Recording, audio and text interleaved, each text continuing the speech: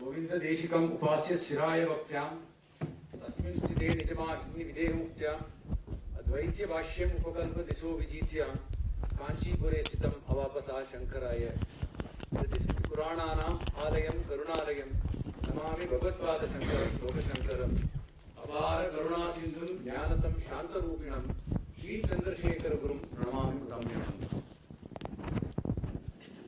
With benediction to Adi Shankaracharya and to his lineage up to the 69th and the 70th Gurus of the venerated Kamakoti Peetham, I raise to address you today.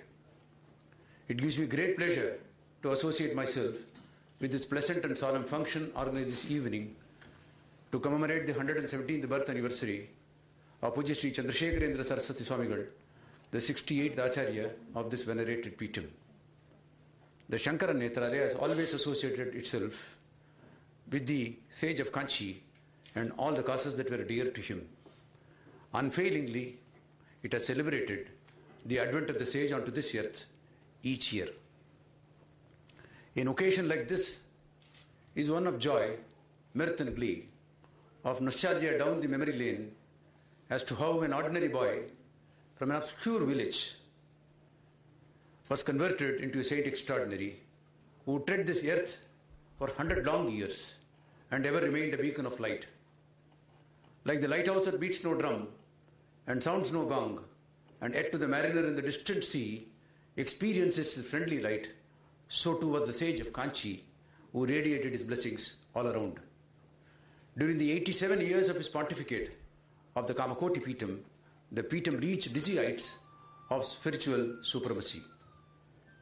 In its own unobtrusive way, the Kamakoti Peetham symbolizes the true spirit of Hinduism, non-dietetic, philosophical and tolerant.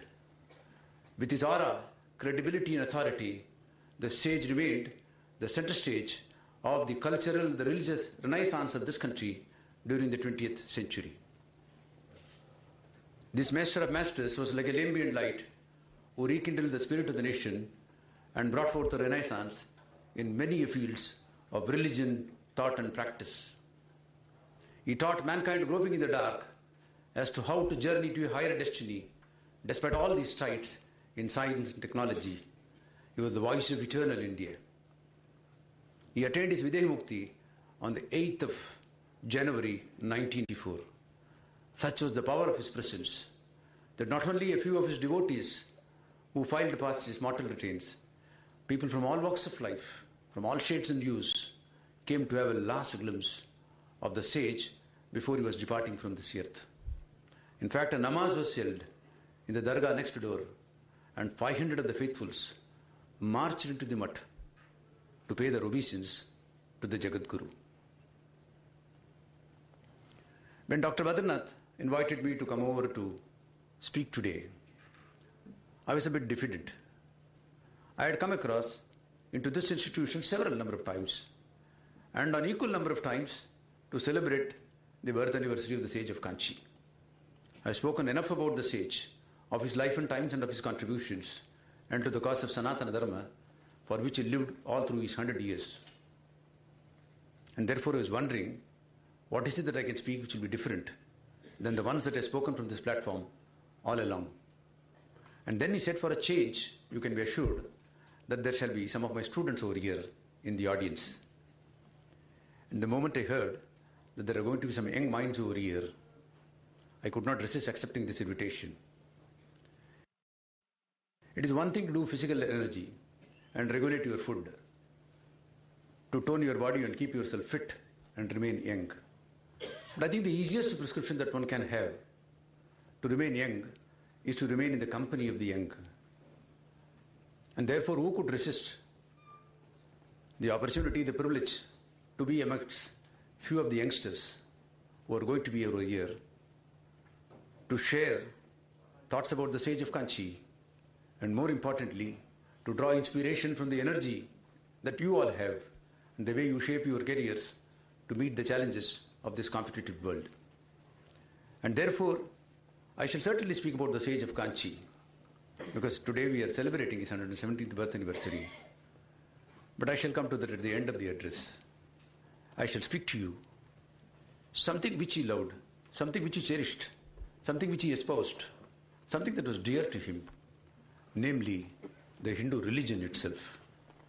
If I were to tell you that almost all of us, except a few who are veterans in this field, have never understood this religion, because of some of the obscure practices that have gone into this religion, which defy the elements of rationality, most of us have been dissuaded from understanding the Hindu philosophy.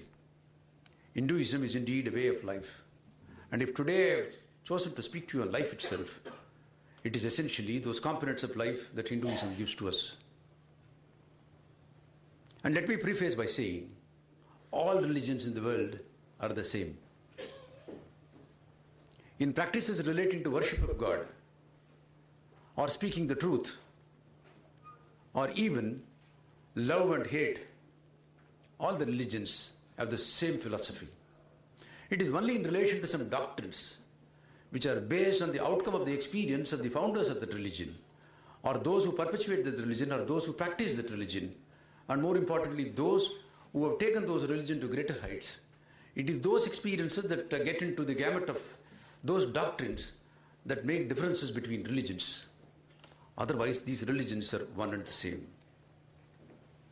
Unlike other religions, who draw their names from the founders themselves, like Jaina from Jainism, Buddha from Buddhism, or Christ from Christianity, this religion of ours has neither a beginning, and there is a great belief that it does not have an end. Anadi Kalam, from times immemorial, this religion has existed. As long as civilization has been recorded into history, this religion was there. Therefore, there is a belief that anyone who is into any other religion, some of their forefathers at some point of time would have been Hindus. The greatest lesson that we learn from all religions is that we should do our duty and then leave the rest, including our fortunes and future, to God. That's not a symbol of inaction or a disdain. It is a concept of surrender unto the great Lord, that all that we have done, that it is for you now to decide what to give to us. That's why it's called as Karma Phala Data, the one who gives you the reward for all the efforts that you put in. The strength of a religion does not lie in the number of followers of that religion. Certainly not. If that were the great fact, the Christianity would have been the most dominant religion ever in the world, based on the size of the people who follow it. It is those who follow the religion in the truest tenet of that religion and practice it to the fullest extent. They are the people who add strength to that religion. And if the religion outlives generations and goes into several millennia, it is the contribution of these practitioners of the religion that makes a difference. History is replete with facts that each of the religions that are available today have enough of those prophets who have truly followed that religion and taken it forward. And that's no exception to Hinduism also. And in the 20th century, we had two great souls, almost in the same place, very close to each other, Ramana Maharishi and His Holiness Pujya Sri Chandrasekharendra Saraswati Swamigal, who had sustained the cause of Hinduism and taken it forward. The word Hindu has never been given by anybody because, as I told you, its existence, its start has never been known. This was given by the Westerners who came into this country for the first time crossing the river Indus. And the civilization that existed on the banks of river Indus, they called it as India. And the people who lived in that civilization were called as Indians. There is another school of thought where this word Hindu means abhorrence of violence or love. And that is one of the tenets of this religion, which I shall come to later. And that's why the name, even when the Westerners gave it, it reflected the character of this religion. The biblical story of Adam and Eve, of Eve eating that forbidden fruit and being unhappy, and Adam being not interested in that, and he was unhappy with that fruit being eaten, finds a reference even in the Hindu philosophy. The entire Hindu philosophy originates or stems from the Vedas. From times immemorial, Vedas have come into being. Bhagavan Vedavyasa synthesized them from vibrations and handed down through 4 of his disciples. This is an unwritten text that has gone down several millennia through the Guru Shishya Parampara. It is one thing to say that the Vedas are eternal and are undiminishing, but the fact of the matter is The original recensions that Bhagavan Vedavyasa gave had 1,311 recensions, and today we hardly have 12 of them. And most of them also have been archived, they have been fossilized, and there is a distinct possibility that the succeeding generations in this world may be denied the privilege and pleasure of understanding the Vedas themselves, unless serious efforts are being made to preserve, to protect, and perpetuate the Vedas. This indeed was the life mission of the sage of Kanchi. When he was asked what was his duty, he said, the only duty for which I am over here is to preserve the Vedas. So as I said, the story of Adam and Eve also was there in the Vedas many, many years before, because Christ came into being only 2,000 and odd years before. And that was the story of a people tree on which was perched the two birds. One that was eating the fruit was unhappy, and the other was not eating the fruit and was therefore happy. It is this people tree which is called the tree of wisdom, and it is this, underneath this tree, Bhagavan Buddha got his wisdom, enlightenment and nirvana. This is also the human body in its simile.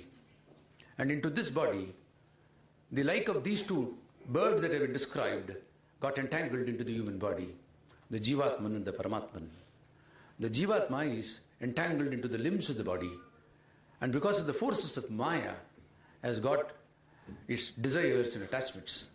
The Paramatman shines all by itself, unattached to any of these Jnanendriyas and the Karmendriyas, standing alone by itself.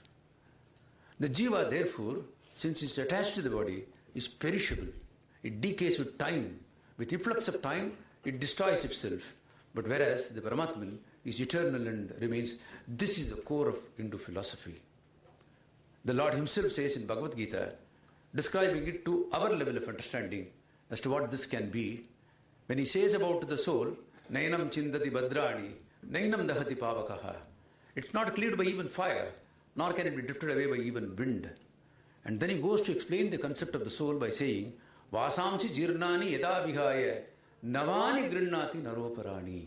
Just as a person changes his soiled shirt and puts on a new shirt, so too is the soul which moves away from one body which is destroyed or about to be destroyed into another body. This is the broad concept that the Lord gave of Hinduism.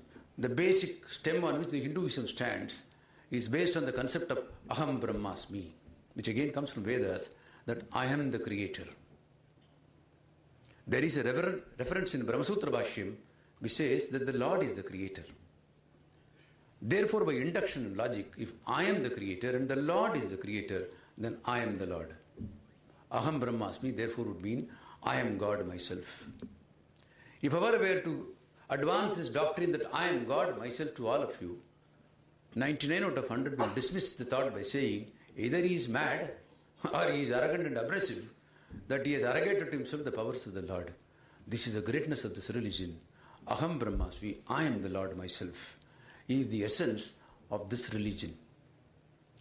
But then when it is difficult for us to accept a proposition that I am God, because what follows naturally is, then why am I worshipping this, as Swami Vivekananda said, 3.3 million gods that have come over into this country, and quite a few of them which came from Far East to this country, that we are all worshipping. And why is it that I have to go into temples to worship when God is residing in me and I am the God myself? That is why the Rishis of the yore had given an advanced and a graduated level of understanding of the concept of Hinduism itself and of this basic thought of Hinduism that I am God myself. And therefore, like life itself in the Hindu philosophy is graduated into 4 stages: the Brahmacharyam, the Grahasthashram, Vanaprastham, and lastly the Sannyasam. And just as you cannot reach the top of the ladder unless you go through the rung of the ladder, so therefore to have a deeper understanding of this Hindu religion itself, the Rishis of the yores had given various stages. Prathamam Pratima Puja, Japastotradi Madhyamam, Udyamam Manasika Puja, and lastly comes Aham Brahmasmi. Prathamam Pratima Puja. The first stage in understanding of this religion is idol worship. When an idol is given across to a child, it becomes a toy. It plays along with it. When you graduate in age and maturity, you ensure that the idol is not defiled. you take care of that idol. When you come to the stage of brahmacharyam, when you start understanding life more, you transfer that idol into the puja room and start worshipping it. It is the same idol, the same which is conceived as a toy, which is not defiled.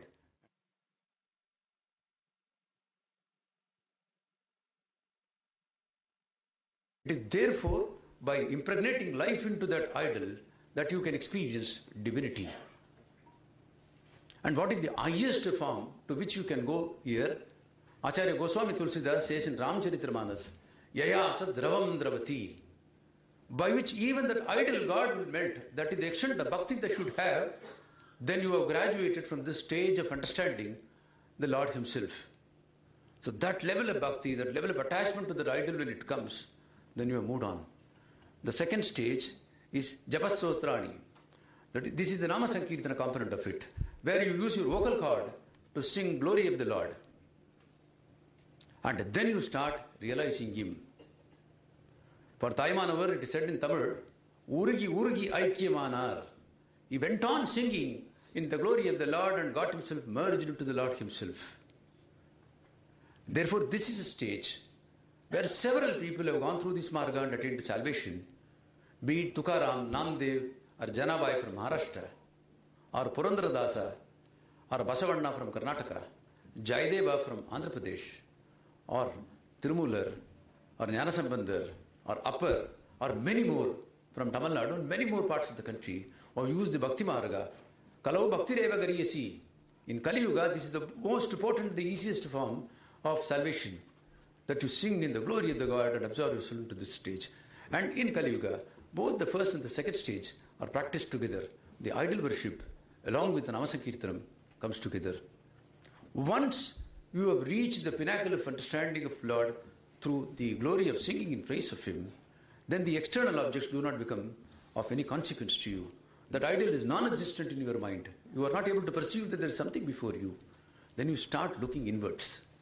When you start looking inwards, then you realize that there is something in you and not in those idols which are there. The very same idols that you had worshipped, you had prayed for, but today you start seeing them inside you. And that is why the rishis of the yore have withdrawn themselves as recluse, moved away from places of common interest and into the forests and into the mountains, where they start cleansing their mind through a process of meditation. And that is the third stage, when you control your indriyas, all your sensual pleasures, even the habits of eating. That's why you have several of the Jain Munis who have stayed without food and water for several number of days. Medical history has been defied by them. In fact, a few years before, somebody was credited with the world record of 434 days without even a pint of food except warm water that was being given to him. It is the process by which you control the senses. Then when you start looking inwards, you start realizing that there is divinity within you. This is the highest stage to which a person can come, and that's the stage that you graduate to, that stage where Aham Brahmasmi will come, that I am the Lord myself. I have to start looking into myself to realize that I am the creator myself. In Ketopanishad, it is said of this stage, Yastis sarvani bhutani atmanneva anupushati sarvabhuteshu cha atmanam tattona vikupaste.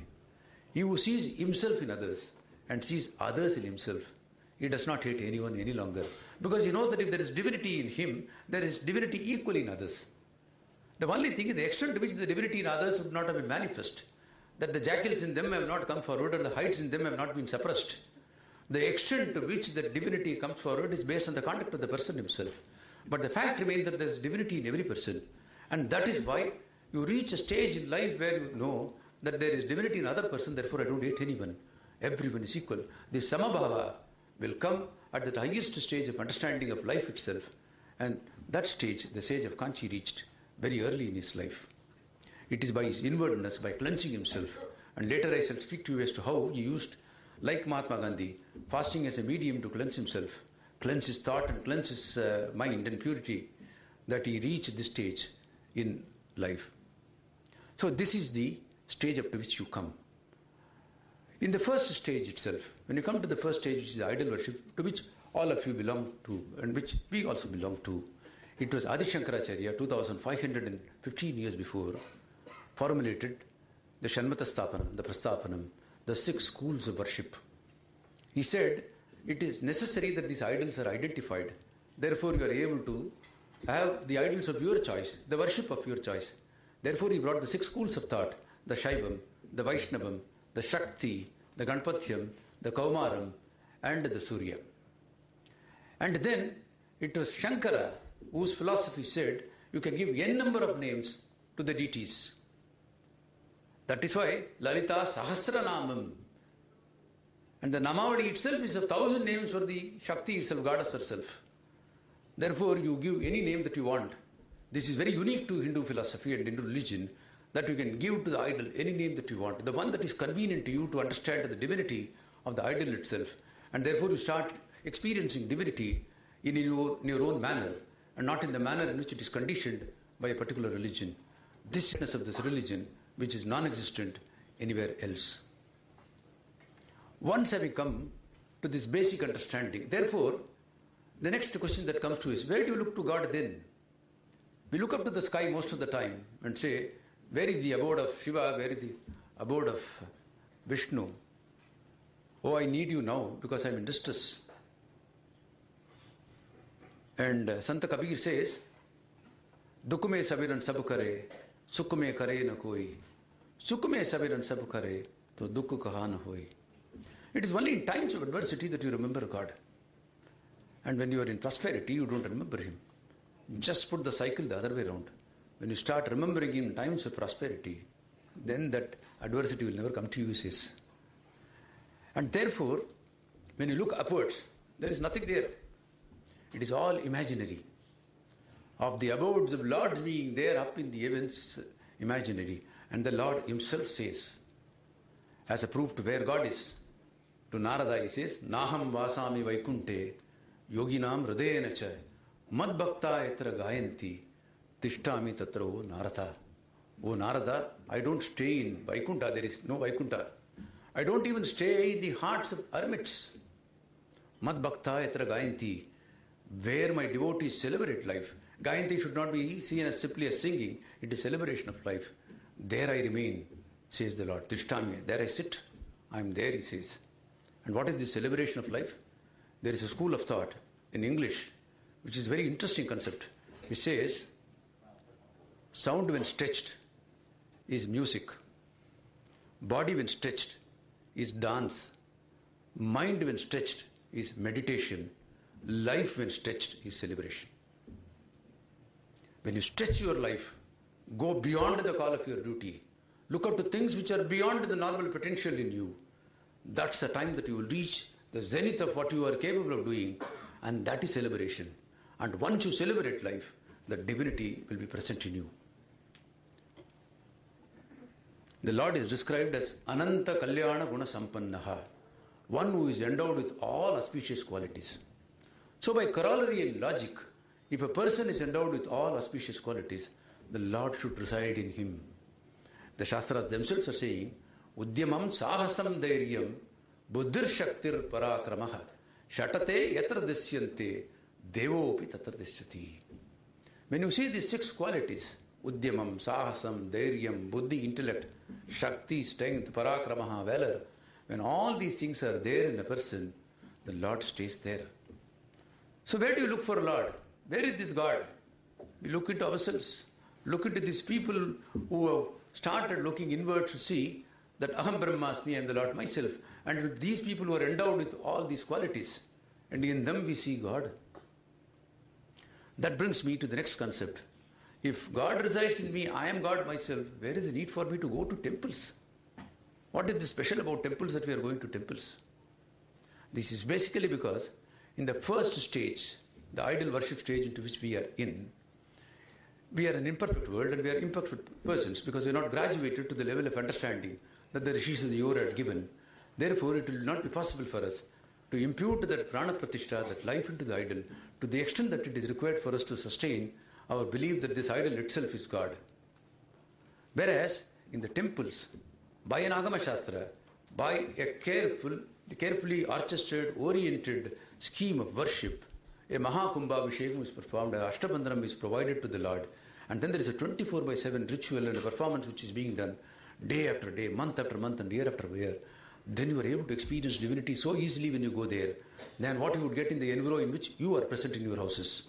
And that is why in the stage in which we are in the first stage, the temple provides a more conducive atmosphere to realize God himself. Basavanna, the legendary poet from Karnataka, in his Basavanna Vakanna, which is legendary, that Lingayats, people have to read what he has written to believe how great he could have been.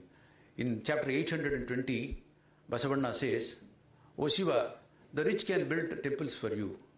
What is it that a poor man like me can do?" He was a king himself, but he says, "What is it a poor man like me can do?" Then he says, "My legs are the pillars, my torso the shrine, my head the golden pinnacle. Things standing shall fall, the moving shall ever remain." This body itself is the temple. These two legs are the pillars of the temple. And here lies the Shikaram, or the Gopuram of that. And the Garbhagrahastha is my heart, where the Lord resides. That is why you call him Narayana Hridayam. In the heart he remains.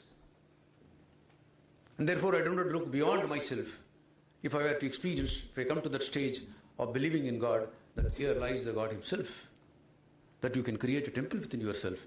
That extent of purity is required, that cleansing is required of the body and the soul to experience divinity. Having said this, of the basic elements of Hinduism, there are 7 strong pillars or the contours over which the entire religion has been founded, strengthened and perpetuated over the years. And I call them the essential components of the religion because they bring out the greatness of this religion. The first is on truth. Ekam sat vipra bahuda vadanti. Truth is always one according to Hindu religion. It is only that the sages say it differently. They package it differently and convey it to you in the manner in which you want to understand that religion, that concept of truth. But truth is only one. So this is the first thought. I am not able to expand it today because of shortage of time. But this is the first thought, first element of Hinduism which is important. The second I have told you about, that there is divinity residing in each one of us. All that explanation I gave to you, that the Lord is here itself, is the second element of Hinduism. The third element of Hinduism is a corollary to this fact that there is divinity in me. Therefore there is divinity in you, and therefore there is no hatred between human beings. Love and tolerance comes as a function of this. That's the third one. And that's why I said the Ketopanishad. When I said, Estis Sarvani Bhutani, that he who sees himself in others and sees others in himself, he does not hate anyone any longer. The fourth is, let noble thoughts come from all directions. The Rigveda says, let it come from all directions. That brings out the Catholicity of this religion. That brings out the tolerance of this religion that is capable of absorbing all the good elements from wherever it is in whichever part of the globe. The next thing that comes out, which according to me is the main pillar of this religion, is that this entire universe is one family. Vasudhaiva Kutumbakam. I am Nijaha Paro Vedi. Gananam Laguchetasam. Udara Charitanam tu. Vasudhaiva Kutumbakam. I am Nijaha. This is mine. That is yours. Is a thought that essentially comes into very small minds. But to the broad-minded, the entire universe is one family. This is not a product of the liberalization that this world has seen, that the concept of a global village that has come. Several millennia before, it is the Hindu code which says that the entire world is one family. Because there is a European thought which says that it's a product of this small global village is a product of liberalization that came down from there. Centuries before this thought had come into this country. This is the strength of this religion, the one that believes that the entire world is one family. The path of salvation that is marked out in this religion is one of the most beautiful concepts ever to have been given, and that Shankara gave. There is a misnomer that we say if we are attached to something, then we can never reach the path of salvation. Shankara says that you can never reach the purpose of your life unless you get attached.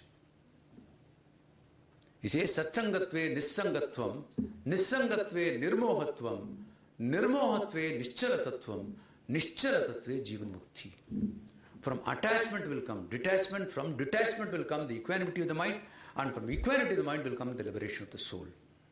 Punarapi Jananam, Punarapi Maranam, that Shankara said in Bhajagovindam, the cycle of birth and death can stop when you only start with attachment. That means we should be attached to everything in life. Therefore, which religion can be more liberal than this religion which says, get attached to everything that you want? Because only when you experience it that you will start then withdrawing from some of them, saying that these I don't need beyond this.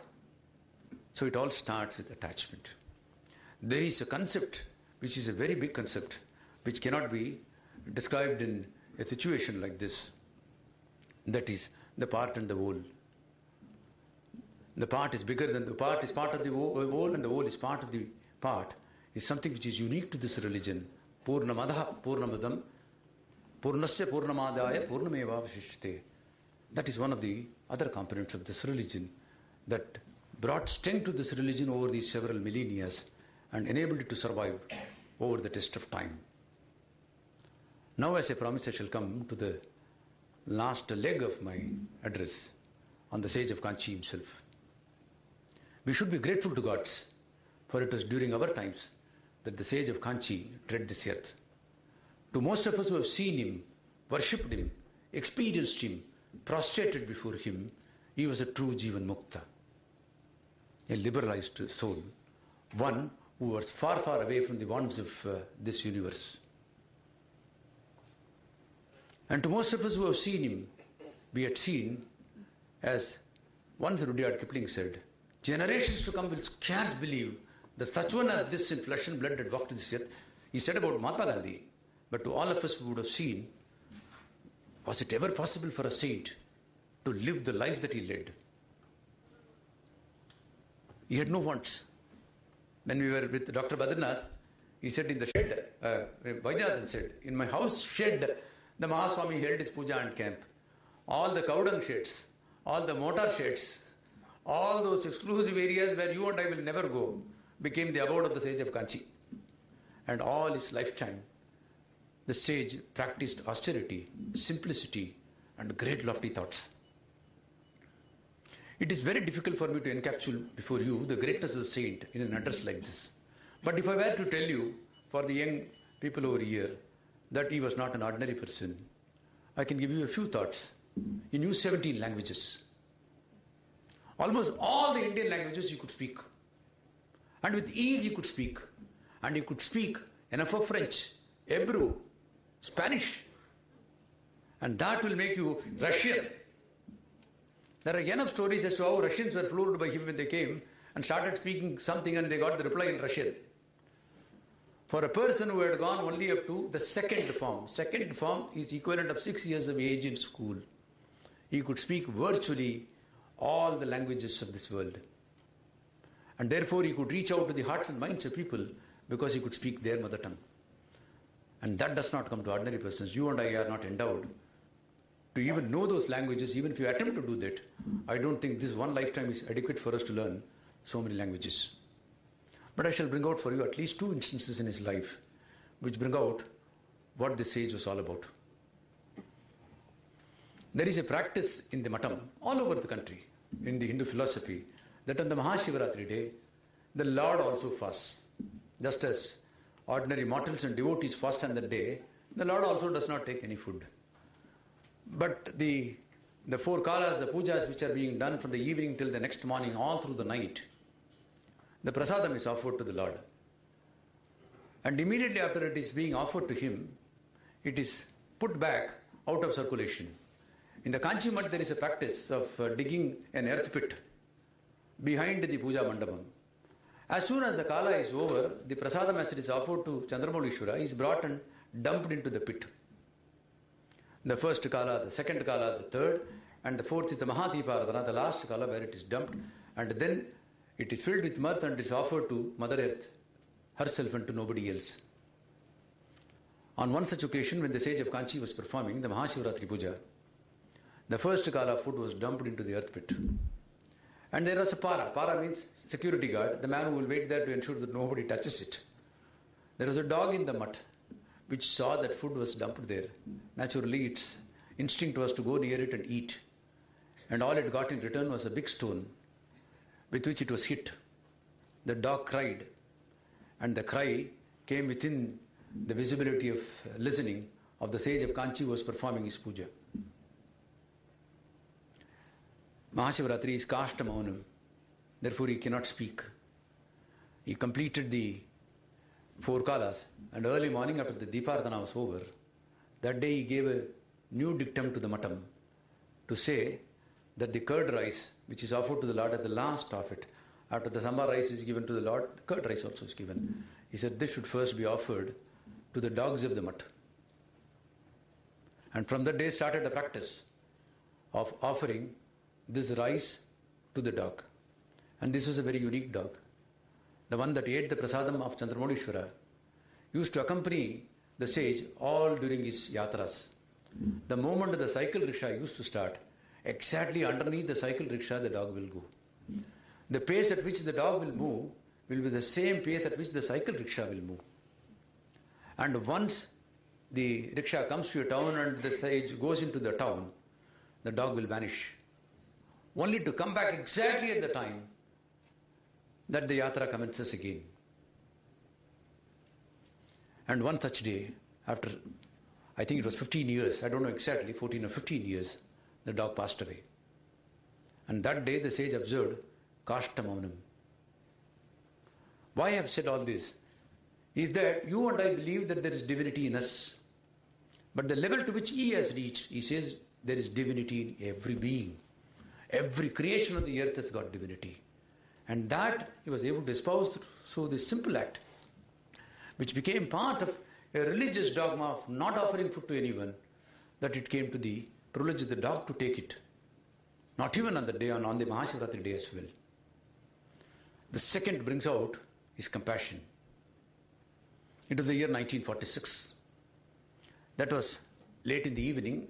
It was a Sunday evening. It was time for the sage to withdraw himself for his Anushtanam. As he was about to retire and go in for his bath and then start his Anushtanam, a Muslim woman, I have said this from this platform, but to these young boys I wanted to say. A Muslim woman came crying before him. She was shouting at him. She told him, "You are a Jagat Guru. This is all that you have taught to Hindu brethren. That they who have not created human life are taking away life. If you are not the creator of that, how can you be the destroyer?" That she was shouting at him.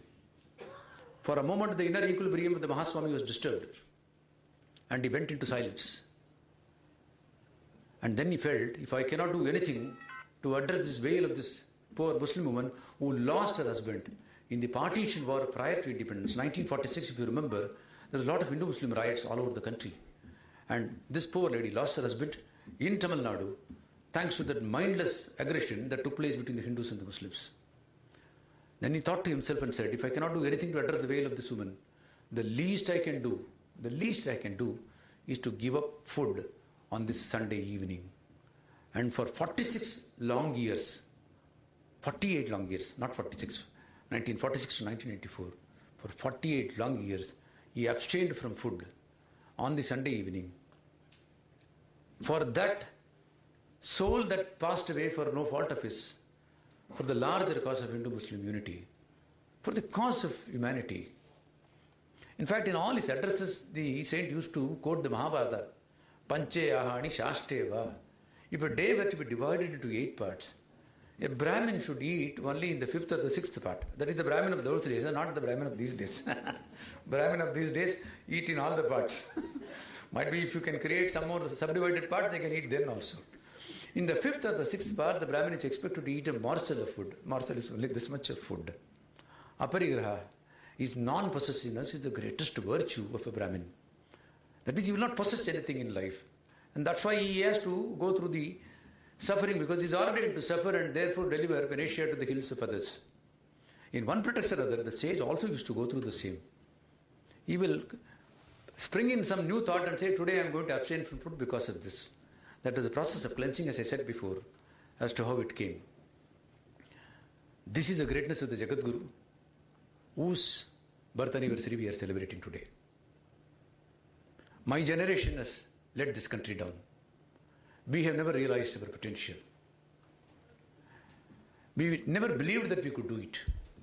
That is why even today, the stark reality of poverty stares before us. 1 out of 3 Indians go for the night without food. The latest statistic says 32% is below the poverty line. I think we are more concerned with IPL than BPLs. I am also concerned with IPL. the stark reality of not having addressed the poverty of this nation, of having countless number of Indians going without food, not even a morsel of food. All that they can manage is one square meal, only one that comes to them, which is not enough to provide the energy that is required to sustain living, and still we all are living. But into the hands of all of you, the destiny of this nation can be written. The golden age of India can come through your hands. You can script a success story far different than the one that me or the generation before me have seen of this country. You can take this nation to its rightful place amongst the committee of nations. This is a great nation. It's a nation with a great history. Seldom can you get a nation with those many personalities, traits, and characteristics that this nation is endowed with. But then you should start believing in all of you that you can do it. As Socrates said, it's all in your hands. If you decide for yourself that the youth of this country can make it, and I should tell you, in a few years from now, we will be the youngest nation. More than 53% of the total population will be less than 18 years of age. When all other nations in Europe and America are becoming geriatric, from a movement of geriatry, which our country was during independence, it is becoming younger and younger. And there is, by 2020, the figures will even come more than that. That you will have a large youth population which would not have woken up every morning to the travails that I have seen, or my generation, the generation before me have seen of this country, of the politicians who have plundered this country, or the freedom that was given to us by our forefathers have been frittered away by us on wasteful things of life. You all, and the ones which are in the wombs and which have not been delivered, shall experience in India of a great land of opportunity, a land where the sun will really rise, and not the sun that I speak about. It is possible that this country can reach its heights thanks to all of you. May the Jagannath Koti Kamakshi shed her grace on all of us. May she enable us to achieve the purposes of our life. May the great Lord and may the Jagat Guru and his worthy Sishyas shed their grace on us so that we can draw a leaf from the life of nobility of a great sage like him and make our own life sublime. Thank you and God bless you all.